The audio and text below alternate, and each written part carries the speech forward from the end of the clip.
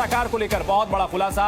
बाबा की call detail check होने पर खुलासा हुआ है कि हादसे के बाद 4 आयोजकों ने उसे फोन किया। सबसे पहले आयोजक देव मधुकर ने उसे फोन किया। दोनों में करीब 2:17 बात हुई। बाबा की लोकेशन मैनपुरी आश्रम ही थी।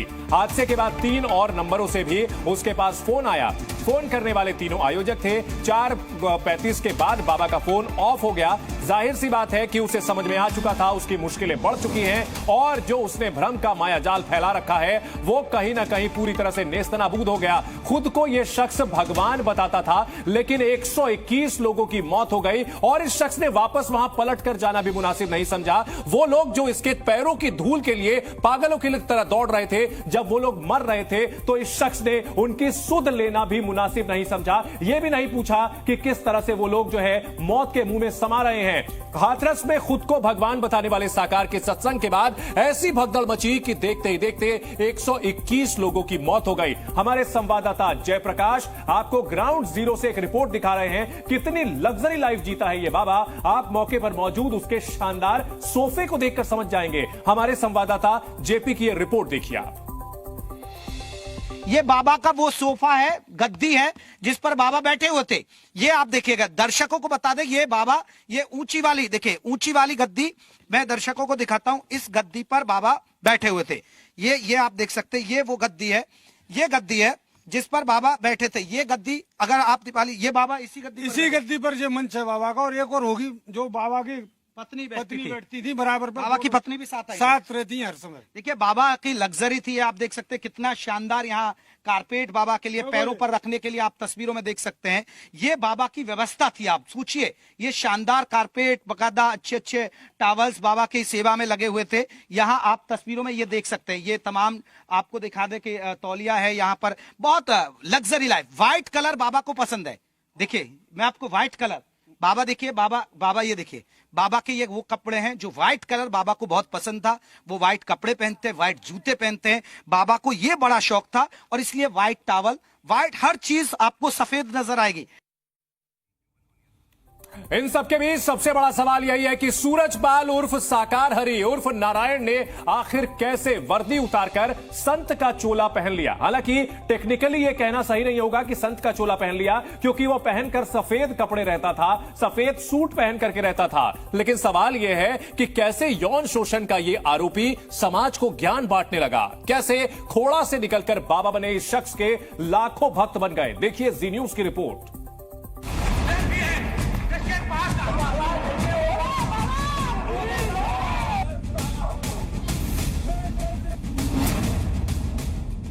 ये वही बाबा है जिसके हाथ हाथरस में सैकड़ों लोगों की मौत से रंगे हैं।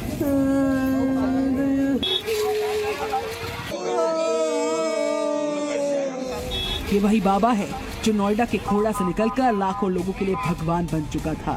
ये वही साकार हरि बाबा है जिसके पैरों की धूल छूने के लिए भक्त बेताब हो जाते थे।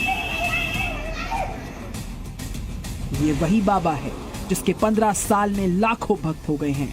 लेकिन आपके लिए अब ये जानना बहुत जरूरी है कि सूरजपाल उर्फ नारायण साकार कैसे बन गया बाबा और कैसे बाबा ने खड़ा कर लिया भक्तों का साम्राज्य।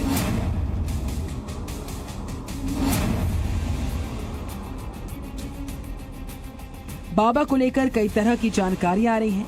यूपी के एटा का रहने वाला कथित बाबा बचपन में पिता के साथ खेती बाड़ी में हाथ बटाता था। फिर उसकी नौकरी यूपी पुलिस में सिपाही के पद पर लग गई। बाबा ने यूपी के 12 थानों में नौकरी की। इसके अलावा वो कुछ टाइम तक इंटेलिजेंस में भी शामिल रहा।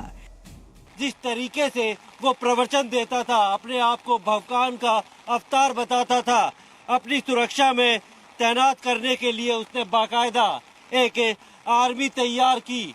उसको नारायणी सेना का नाम दिया, जिसमें ज्यादातर पूर्व पुलिसकर्मी और महिला पुलिसकर्मी होते थे। हेड कांस्टेबल की नौकरी के दौरान जब वो इटावा में पोस्टेड था, तभी उसके खिलाफ यौन उत्पीड़न का केस दर्ज हुआ, जिसके बाद उसे पुलिस की नौकरी से बर्खास्त कर लिया गया। जेल से छूटने के बाद सूरजपाल ने अपना नाम साकार हरि रख लिया और बाबा का चोला ओढ़ लिया।